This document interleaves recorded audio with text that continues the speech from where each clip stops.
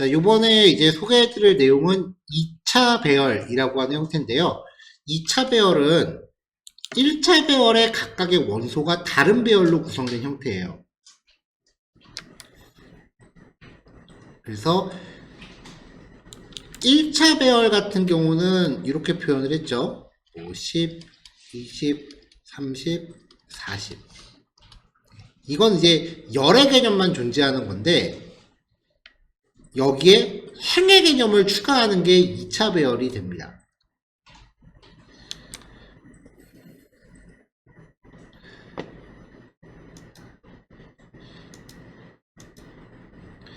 자, 2차 배열의 기본 형태는 1차 배열의 각각의 원소, 우리가 앞에서 봤었던 배열, 한 줄로만 되어 있는 걸 이걸 1차 배열이라고 해요. 이 배열의 원소가 각각 다른 배열이 되는 거예요. 그러니까 배열 안에 배열이 들어가 있는 거죠. 자, myARR1이 지금 두 개로 돼 있죠? 두 개인데 이 안에 각각 또 다른 배열이 하나씩 있는 거죠. 1, 2, 4, 5, 6, 7 이런 식으로요. 그러면 바깥에 있는 요 myARR1에 대해서 0번째, 1번째가 되는 거고요. 파란색은 0,0, 0,1, 1,0, 1,1, 1,2, 1,3이 됩니다. 이거를 옆으로 그려보면, 옆으로 눕히면요. 이렇게 돼 있고, 그 다음에 이 안에 각각 1, 2, 4, 5, 6, 7 이렇게 있는 거죠. 그래서 빨강색 기준으로 빨강색으로 되어 있는 이 바깥의 배열을 행을 구성한다. 그리고 안쪽에 있는 이 파란 애를 열을 구성한다 라고 표현을 해요.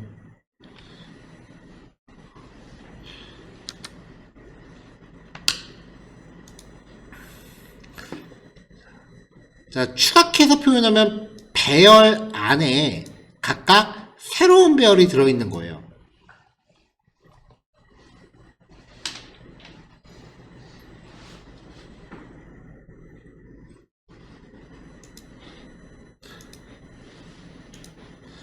자, 그래서 myARR2 같은 경우는 이제 바깥에 파란색으로 일단 행을 구성하고요. 안쪽에 열을 직접 넣었죠. 위에 같은 경우도 요만큼이 A니까 A를 요 자리에다 직접 넣어주고 B에 해당하는 것도 요 자리에 직접 넣어주면은 같은 형태가 되는 거죠.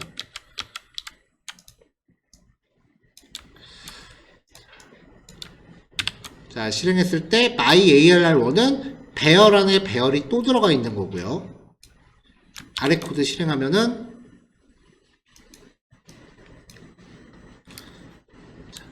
myARR2가 0번째, 1번째로 각각 다른 배열들을 담고 있기 때문에 myARR2의 0번째를 출력해라 라고 하면 얘가 나오는 거고요. 1번째를 출력해라 라고 하면 얘가 나오는 거죠. 요만큼이 0번째, 요만큼이 1번째가 됩니다.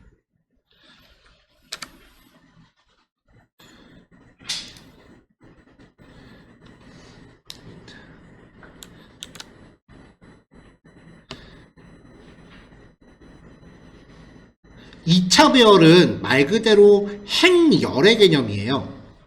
그래서 배열 안에 배열이 또 들어가 있는 형태이기 때문에 이 바깥의 배열이 행을 담당하고 안쪽에 있는 요 배열이 각각 열을 담당하는 겁니다. 그래서 2행 3열이다 라고 하면은 행의 인덱스는 0부터 1까지, 열의 인덱스는 3열이니까 0, 1, 2까지 존재하는 거죠. 각각 배열의 원소에 접근할 때는 행에 대한 인덱스, 열에 대한 인덱스 이렇게 표기합니다.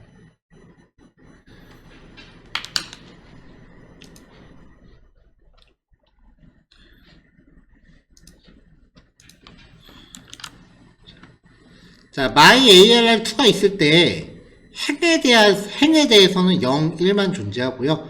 그 다음에 열에 대해서는 0, 1, 2가 존재하니까 0번째 행에 대해서 0번째, 1번째, 2번째 요거 각각 하나가 되겠죠. 1번째 행에 대해서 0, 1, 2 요거 3개가 되겠죠.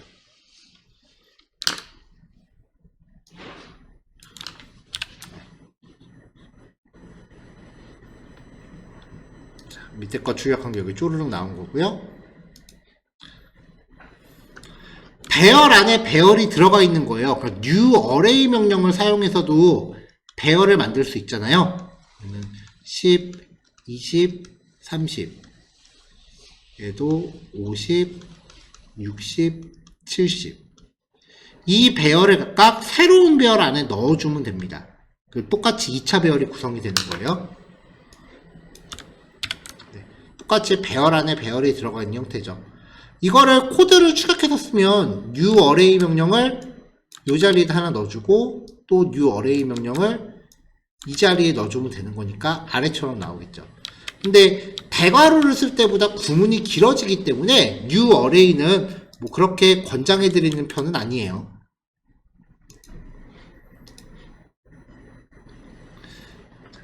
자, 2차 배열이 있을 때 k.length라고 해서 배열 이름의 크기를 직접 접근하면은 얘는 행의 크기가 되고요. 열의 크기는 각각의 행마다 따로 설정해야 돼요. 따로 확인해야 돼요. k의 0번째 점 length, k의 1번째 점 length 이렇게 각각의 행마다 몇 칸씩 들어있는지를 따로 확인해야 됩니다. 왜냐면 2차 배열 보통 그림으로 설명할 때 이렇게 설명하는 경우가 있거든요. 근데 이거는 2차 배열의 형태가 아니에요. 정의 자체가 배열 안에 배열이 또 들어가 있는 거예요. 배열 안에 또 다른 배열이 각각 이렇게 들어가 있는 거예요. 그래서 요 0번째, 1번째, 0번째 행에 있는 배열과 1번째 행에 있는 배열이 길이가 똑같다는 보장이 없어요. 여기는 위에는 0, 1, 2, 3까지 있고 밑에는 0, 1, 2까지 있잖아요. 모든 행에 대한 열 크기가 항상 동일하다는 보장이 없기 때문에 열의 크기는 각 행마다 개별적으로 확인해야 됩니다.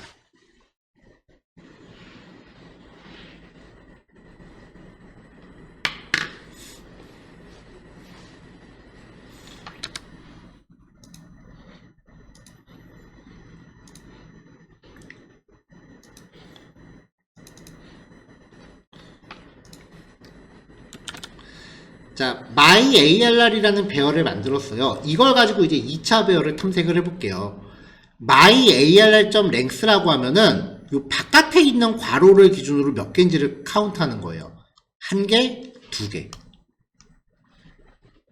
그래서 2보다 작다가 되는 거죠. i는 0부터 1까지 1씩 증가. 그래서 myARR의 0번째, 1번째라고 하면은 각각 얘가 됩니다.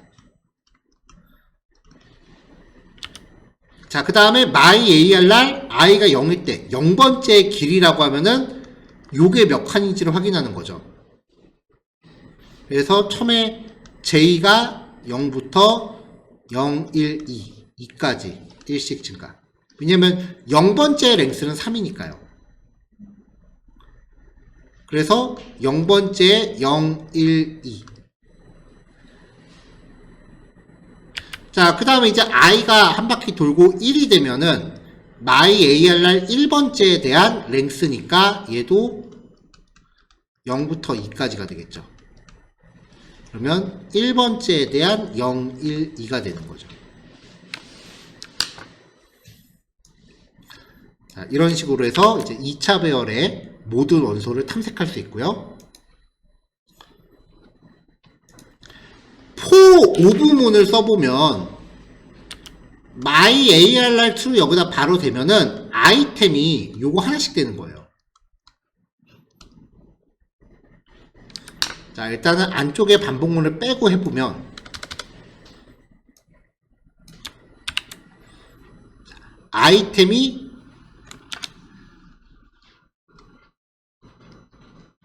요거 하나씩이 되는 거예요. 그럼 이제 이 아이템을 가지고 또 반복 돌려요. 그러면은 요 안에 있는 원소 하나씩 되겠죠.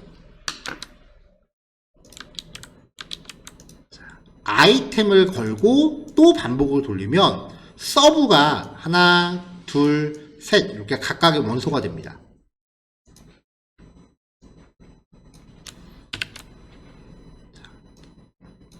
바깥의 반복문이 먼저 얘를 아이템에 담아주고요. 그럼 그 아이템을 가지고 다시 반복 돌리면 서브가 요거 각각 하나가 되니까 출력할 때 1, 2, 3이 나오는 거죠. 밑에도 마찬가지고요.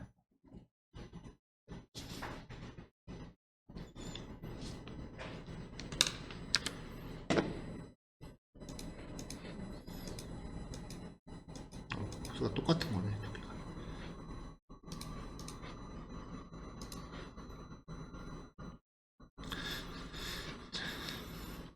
자, 가변 배열. 맨 처음에 봤었던 건데요. 그럼에도 불구하고 보통 배열은 각각의 핵마다 열의 개수가 똑같은 거를 이상적인 형태로 쳐요. 대부분 이렇게 써요. 근데 이게 항상 일치하는 건 아니라고 말씀드렸잖아요. 2차 배열은 1차 배열의 각 원소가 다른 배열로 구성된 형태다. 제가 여러 번 강조했죠. 이때 원소로서 포함되는 각 배열의 크기가 동일하지 않은 경우 이렇게 행이 있는데 요 안에는 3칸짜리 들어가고 여기는 4칸짜리 들어가고 여기는 2칸짜리 들어가고 각각의 행마다 열의 크기가 다른 형태를 가변 배열이라고 해요. 자주 등장하는 건 아니에요. 그리고 이렇다라고 해서 특별히 다른 처리가 필요한 건 아닙니다. 왜냐하면 어차피 반복문 돌 때 각각의 핵마다 몇 칸씩 있는지를 따로 개별적으로 설정하기 때문에 가변 배열이 있더라도 코드상에 차이가 생기진 않습니다.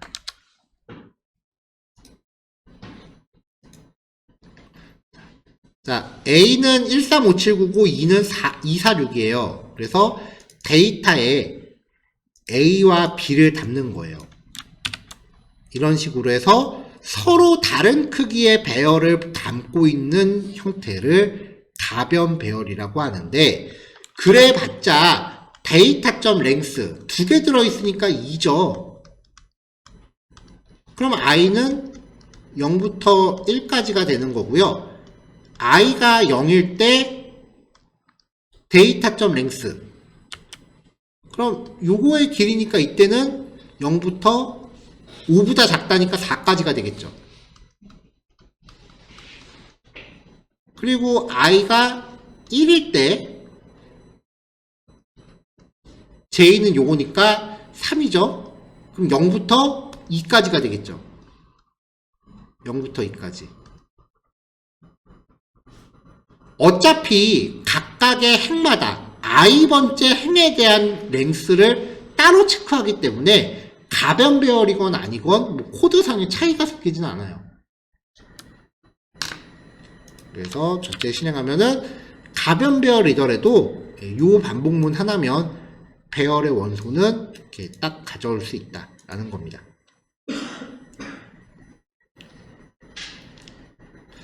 자, 중첩 반복문 쓰는 거는 지금 여러 번 나왔고요. 자, 그래서 배열에 대해서 소개해 드릴 때 제일 처음에 제시했었던 성적표가 있어요. 이 성적표를 2차 배열로 구성을 해봤어요. 이름, 국어, 영어, 수학.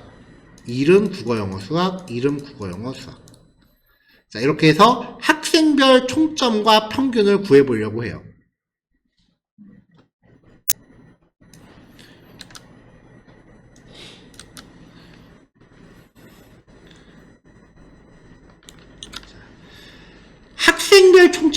학생별 총점을 구할 때는 학생별로 따로 더해주고 그 다음에 새로운 학생이 되면 처음부터 다시 해야 되잖아요. 그래서 총점을 구하기 위한 변수가 요 위치가 됩니다. 이 바깥에 있는 요 반복문이 행에 대해서 처리하는 거죠. 그러니까 바깥에 있는 반복문이 의미하는 거는 학생 한 명이에요. 학생 한 명당 총점과 평균을 구할 거기 때문에 새로운 학생이 시작하면 변수를 처음부터 다시 해야 돼요. 그리고 i번째 학생에 대한 길이. 자, 여기서 조심하실 게 j가 1부터 시작하고 있어요. 왜냐면은 0번째는 지금 학생의 이름을 담고 있기 때문에 총점을 구할 때 필요가 없죠. 자, 이렇게 해서 점수에 대해서 i, j번째를 퍼스널 썸에다 더합니다. 얘는 아직 보시지 마세요. 퍼스널 썸에서 그레이드 i번째 랭스, 그러니까 현재 포커싱이 맞춰져 있는 학생 데이터의 길이에서 1을 뺐어요. 왜냐면 이름은 빼야 되잖아요. 과목에서 평균 구할 때. 그래서 길이를 하나 뺐습니다. 그냥 그레이드 i의 랭스라고 하면은 4가 되는데 그 중에 한 칸을 이름이 차지하고 있으니까 1을 뺐어요. 자, 그레이드 i번째, 0번째 다 요거예요. 누구누구의 총점은 퍼스널 썸이고 평균은 퍼스널 avg다. 즉 2차 반복문 안에서 행 단위로 뭔가 집계를 해야 된다라고 하면 그 합계를 의미하는 변수가 행 단위로 초기화돼야 되기 때문에 변수의 위치가 여기가 된다는 거고요. 만약에 반복문 바깥에서 변수를 만들었다면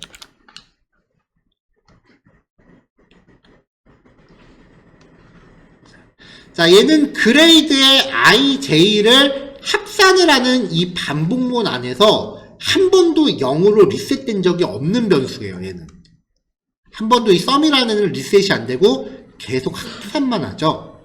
그러니까 반복문, 이중 반복문의 바깥에서 0으로 초기화를 한 다음에 합산을 하게 되면 얘는 이 모든 원소의 합계가 돼요. 모든 학생의 총점이 되는 거죠.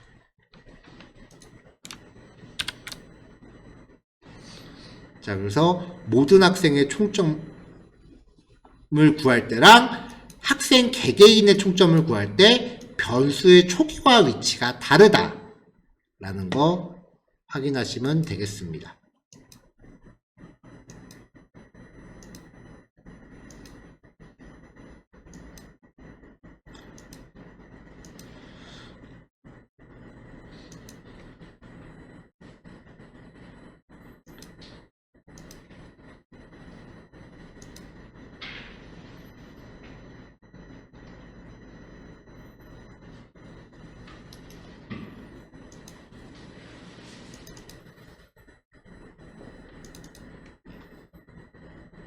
그치, 13번까지지.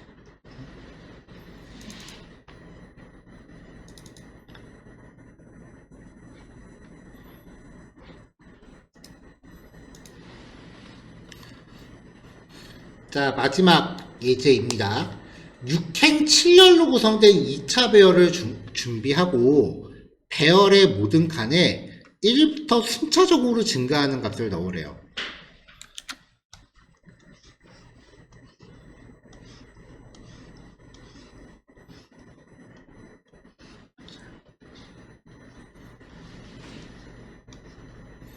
자, 이렇게 6행 7열로 구성된 배열을 만들기 위해서 일단 6칸짜리 빈 배열을 만들어요. 그리고 이 배열의 길이만큼 반복 돌면서 각각의 위치에 7칸짜리 빈 배열을 또 만들어요.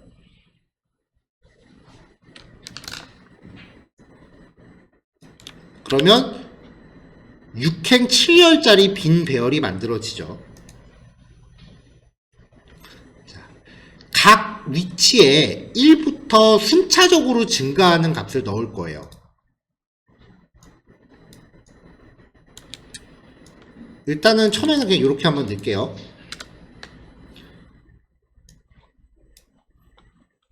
자, 2차 배열을 탐색하면서 ij번째에다가 카운터를 넣습니다. 카운터가 1부터 시작해요. 그 다음에 1 증가시켜요. 그럼 먼저 1을 저장하고 그 다음에 2가 되고, 그럼 또 2를 넣고 3이 되고, 이렇게 계속 저장하면서 1씩 증가하겠죠. 그러면 각각의 행마다 이렇게 1씩 증가하는 숫자가 쪼르륵 들어갑니다. 자, 여기에 제약 조건을 하나 걸었어요. i가 0일 때 j가 3보다 작다면 0을 대입하고, 인덱스가 3인 위치부터 1씩 증가하는 값을 할당하셔야 되고요. 그리고 카운터가 30보다 크다면 그 자리에는 0을 대신 넣어야 됩니다. 그러니까 0을 넣어야 되는 조건이 두 개죠. 그러니까 무조건 넣는 게 아니라 i가 0이고 j가 3보다 작다면 0을 넣고요. 혹은 카운터가 3보다 작다면, 그 다음에 카운터가 30보다 크다면.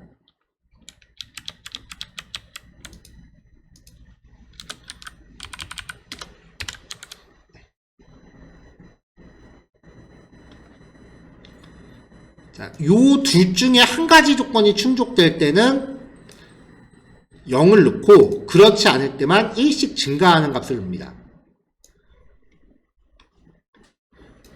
자, 이렇게 해놓고 출력을 하면은 보기가 좀 잘 안 좋잖아요.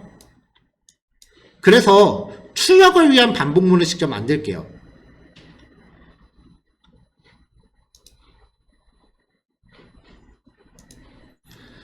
자, 테이블 태그 기억하시죠? HTML 표 그리는 거요. 문자 변수 하나에다가 테이블 시작 태그를 넣고요. 그 다음에 바깥의 반복문이 행을 담당한다고 했고, 안쪽의 반복문이 열을 담당한다라고 했으니까 행이 시작될 때 행을 위한 tr 태그 행 닫고요. 그 다음에 각각의 열마다 배열의 원소가 0일 때는 그냥 칸을 열고 닫았습니다. 그렇지 않고 값이 있을 때는 td 태그 열고 배열의 원소 넣고 td 태그 닫았습니다. 이렇게 해서 출력을 해주면 배열을 반복하면서 이렇게 생긴 HTML 태그를 만들어내죠.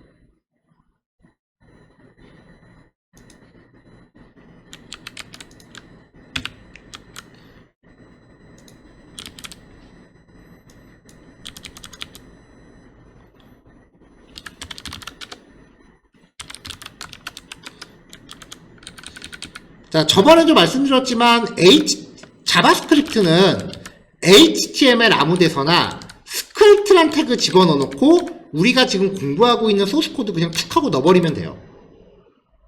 예, 조금 전 예제예요. 네, 실행하면은 브라우저에 아무것도 안 나와요. 왜냐면은 우리가 지금 출력할 때 쓰고 있는 console.log라고 하는 거는 크롬 브라우저에서 F12키 누르면은 개발자 도구라는 게 나오는데, 여기에 나오는 콘솔, 여기에 출력을 해줘요. 이 출력문만 살짝 바꿀게요. console.log가 아니라 document.querySelector, 여기서 말하는 이 셀렉터는 CSS 선택자입니다. 샵은 id 속성이죠. id가 리절트인 요소, 도큐멘트는 HTML, 현재 HTML 페이지가 도큐멘트예요. 거기서 id 속성이 리절트인 요소를 찾아요. 태그가 뭔지는 필요 없어요. inner HTML은 어떤 태그가 있을 때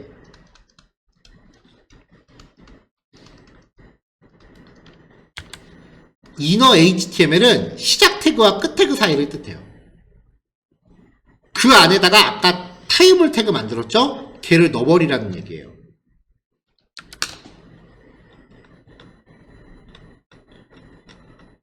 그러면 요 안에다가 div id는 result라고 한번 만들어 볼게요.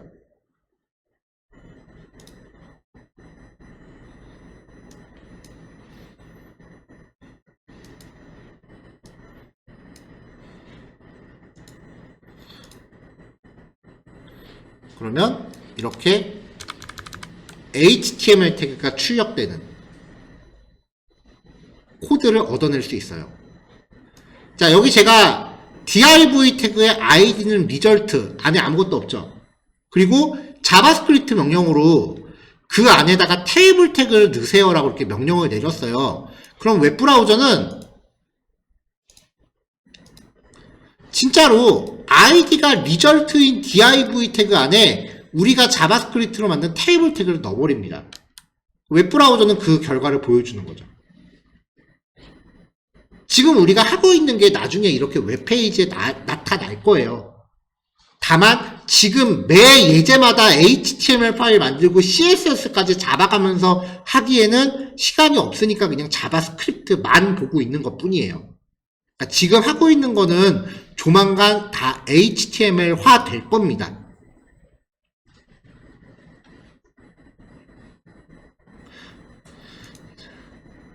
자, 요거까지 내용 확인하시면 되고요.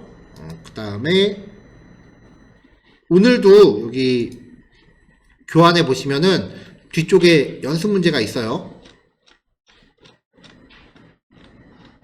얘는 문제수가 좀 많아요, 여기는요. 그래서 오늘은 이거 다 풀이가 시간이 좀 안 될 것 같고요. 오늘은 뭐 시간이 허락하는 선에서 6번, 한 반 정도, 6번이나 7번 정도까지 풀고 나머지는 다음 시간에 이어서 풀이하고 이제 다음으로 넘어가도록 할게요.